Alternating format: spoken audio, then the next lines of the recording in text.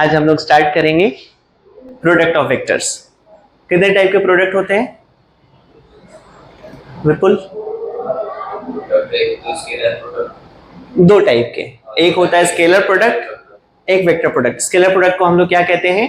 Dot product. और vector product को कहते हैं हम क्रॉस प्रोडक्ट। ठीक है, अब क्रॉस प्रोडक्ट और डॉट प्रोडक्ट में अंतर क्या है? फ्रेम पूरा आ रहा है? दोनों प्रोडक्ट्स में अंतर क्या है कि जब हम डॉट प्रोडक्ट करते हैं तो दो फिजिकल क्वांटिटीज को मल्टीप्लाई करते हैं और रिजल्ट हमारा स्केलर बनता है, उसे हम स्केलर प्रोडक्ट कहते हैं। और दो फिजिकल क्वांटिटीज, दो वेक्टर फिजिकल क्वांटिटीज को मल्टीप्लाई करके रिजल्ट स्केलर आए तो वो स्केलर प्रोडक्ट या डॉट प्रोडक्ट। दो वेक्टर फिजिकल क्वांटिटीज को मल्टीप्लाई करके रिजल्ट अगर वेक्टर आए तो वो वेक्टर प्रोडक्ट या क्रॉस प्रोडक्ट होता है। डन। सबसे पहले हम लोग वेक्टर का यूनिट वेक्टर हम लोगों ने कर लिया था। ठीक है, आज हम लोग करेंगे, चलो सबसे पहले शुरू करते हैं प्रोडक्ट ऑफ वेक्टर्स। चलो इसमें दो टाइप के होंगे। फर्स्ट ले लेते हैं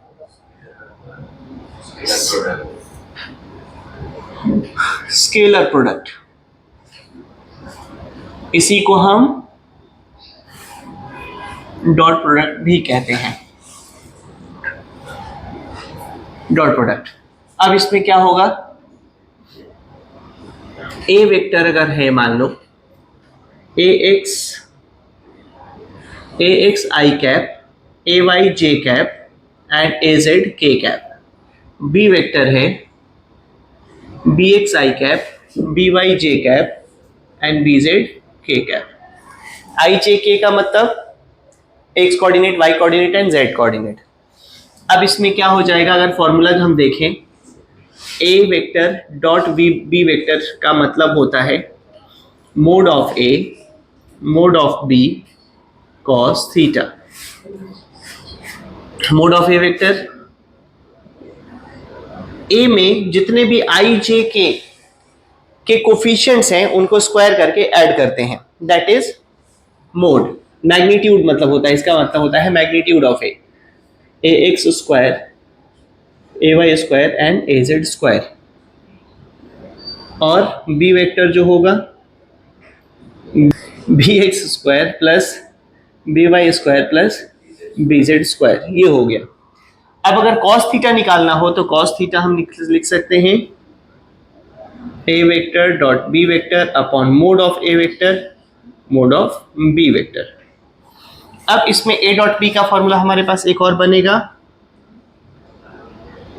x के कोफिशिएंट मल्टीप्लाई करते हैं ax bx ay by az bz, ये हो गया हमारे पास। मतलब दोनों का आई वाला मल्टीप्लाई कर लो प्लस दोनों का वाई वाला और दोनों का जेड वाला। डन। इनको नीचे ले गया बस। अब इसके बाद टर्म होता है आई डॉट आई। अगर हम देखें तो mod of i cap, mod of i cap, mod of cos. I का आई के साथ एंगल कितना हो जाएगा? 0 डिग्री। सेम एक्सिस का उसी के साथ एंगल 0 डिग्री होगा। अब इसमें इनका जो यूनिट वेक्टर का जो मैग्नीट्यूड होता है वो 1 होता है, राइट? तो हमारे पास क्या बना? 1 इंटू 1 इंटू 1, दिस इज 1। तो हम कहते हैं i cap dot i cap is equal to j cap dot j cap, k cap dot k cap.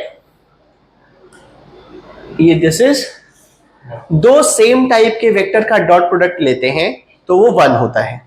Done.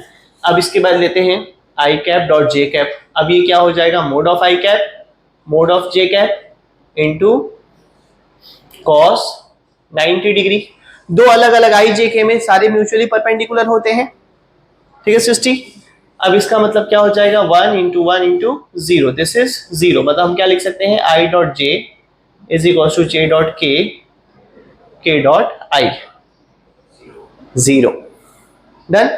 ये था हमारा स्केलर प्रोडक्ट। अब इसमें एक चीज और है कि if a vector is perpendicular to b vector, तो हमारे पास a vector perpendicular to b vector, तो ये cos थीटा 90 हो जाएगा थीटा। थीटा 90 हो गया cos 0 हो जाएगा, तो हम लिख सकते हैं कि a vector dot b vector is equals to 0। Done.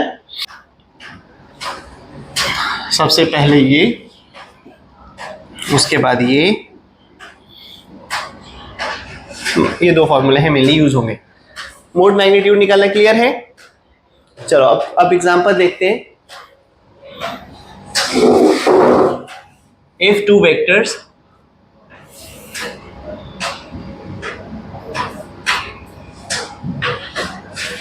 a vector is equals to 2i plus 3j minus lambda k and b vector is equals to I minus 2j plus 4k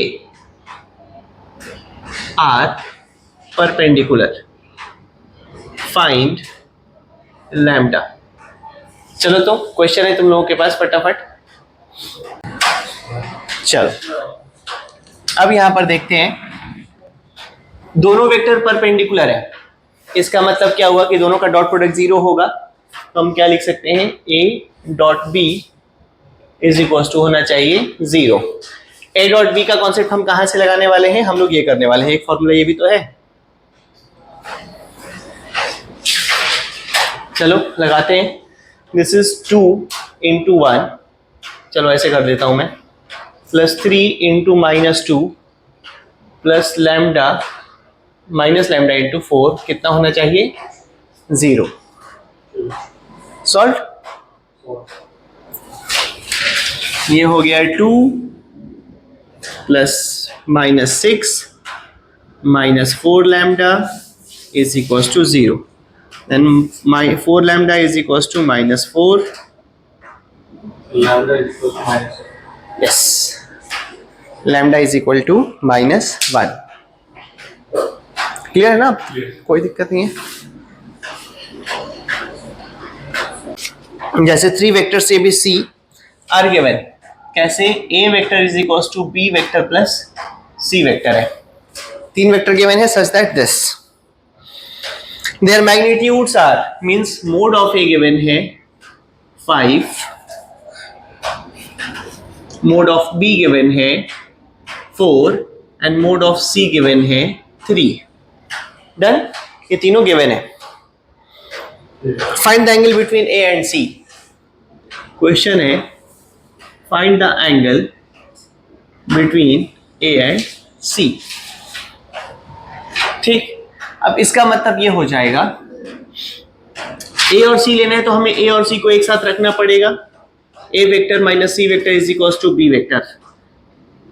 अब हम इसको square करते हैं, both side square करेंगे तो बनेगा ए square, किसी भी वेक्टर का स्क्वायर करते हैं तो स्केलर हो जाता है, a square plus c square plus 2 a dot c is equals to b square. Done, समझ आ रही है बात। अब इसका मतलब हो गया 5 का स्क्वायर प्लस 4 का नहीं प्लस 3 का square plus 2 mod of A mod of C into cos theta is equals to 4 का square, 25 plus 9 plus 2 into 5 into 3 cos theta is equals to 16। This is 34 plus 30 cos theta is equals to 16। 30 cos theta is equals to 18 minus, अरे this is minus, अरे तुम सब ध्यान दो, यहाँ पर मैंने प्लस लिखा था, तुम्हें बोलना चाहिए था। This is minus and this is 18 and cos theta is equals to 18 by 30 means cos theta is equals to 3 upon 5 and theta is equals to, तुम लोग डायरेक्ट cos इनवर्स 3 by 5 लिख दोगे तो भी चलेगा, अदरवाइज ये याद रखना, ये भी जनरल डिग्री की तरह तुम्हारे जो स्टैंडर्ड वैल्यूज है उसी में रहेंगे, मैंने बताया भी होगा पहले। sin 37 डिग्री कितना होता है, और ये होता है cos 53 degree, 90 minus theta, and cos 37 जो होता है 0.8 और ये होता है साइन 53 डिग्री। अब 0.6 है ये देखो, तो मतलब थीटा कितना आ गया 53 डिग्री। क्वेश्चन है 3 vectors are given, p vector is equals to q vector plus r vector, ये गिवन है क्वेश्चन में। नहीं उल्टा लिख दिया, रुक जाओ इसको बंद कर देना। p vector plus q vector is equals to है r vector, magnitude of p, magnitude of q, magnitude of r given है। कितना क्वेश्चन में देखता हूं इसको, ये गिवन है 5, 12 and 13, it's 5, 12 and 13, find the angle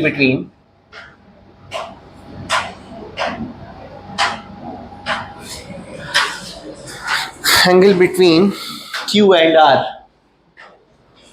q vector and r vector. बिल्कुल सिमिलर क्वेश्चन है, फटाफट कर दो।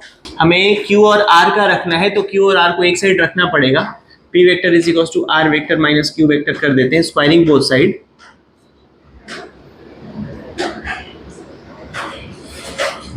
p square is equals to r square plus q square minus 2r into q vector. Done. अब p स्क्वायर, p गिवन था हमारे पास 5 का square is equals to r का स्क्वायर इज 13 का स्क्वायर प्लस 12 का square minus 2 mod of r mod of q into cos theta. चलो this is 25, 169, 144 minus 2 into r vector 13 into q vector 12 cos theta. Okay, तो ये हो गया 25 and this is कितना, तो ये आ रहा था, ये ऐसा ही हुआ है ना, हाँ ऐसे ही बस 12/13 मुझे दिख नहीं रहा 12/13 होता हुआ। आ जाएगा अभी जब उसको साइड लेके जाएंगे ना। अच्छा ठीक है, तो ये कितना हो गया 200, सर 313 हुआ है 313 होगा माइनस सर, ये हुआ है 156 इंटू में 156, 2 इंटू में 2, तो 2 मेरे मल्टीप्लाई करोगे हाँ तो 156 मतलब 312 cos थीटा। ओके, तो इसको इधर कर लेते हैं, 312 cos theta is equals to 313 minus 25 कितना बचा ये 288 cos theta is equals to 288/312, cut करेंगे तो क्या आएगा 12/13 and theta is equals to cos inverse, ये है इसका आंसर। क्लियर है? एक क्वेश्चन और है जो कि तुम्हारे एनसीईआरटी में भी है और ये तुम लोगों को स्कूल में कॉमनली पूछा जाता है। क्वेश्चन पहले देख लेते हैं, हो गया, इसको हटा दूं? ओके मिस्टर, ध्यान से समझ लेना और इसको बार बार कर लेना घर जाके भी, ताकि बिल्कुल कमांड हो जाए। ये क्वेश्चन डायरेक्ट तुम लोगों के एग्जाम में आता है।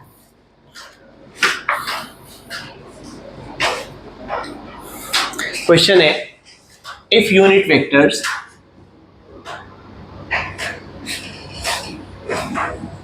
A and B, A cap and B cap are inclined at angle theta, then prove that A cap minus B cap का mod is equals to 2 sin θ/2। ये प्रूव करना है हमें।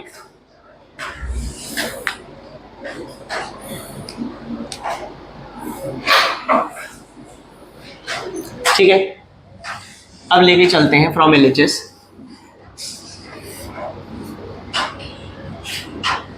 तुम लोग एक बार ध्यान से समझ लो, ठीक है।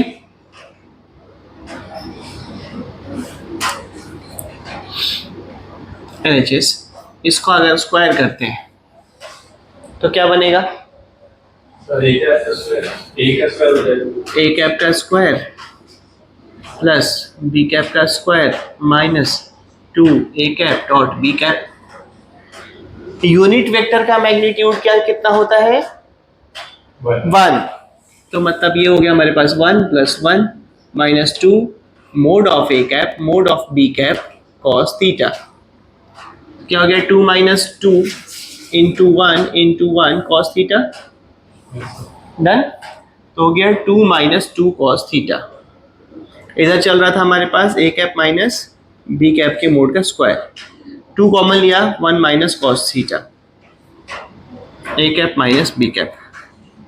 चलो, जिसने ट्रिग्नोमेट्रिक फंक्शंस के कुछ स्टैंडर्ड फॉर्मूले याद किए हैं उनके लिए तो ठीक है, जिसने नहीं याद किए हैं बता दूं, ये जो होगा ये 2 cos sin square theta by 2 होगा। देखो फॉर्मूला क्या होता है? cos 2a, ये होता है cos square a minus sin square a। यही हो जाता है। अगर इसको मैं 1 - cos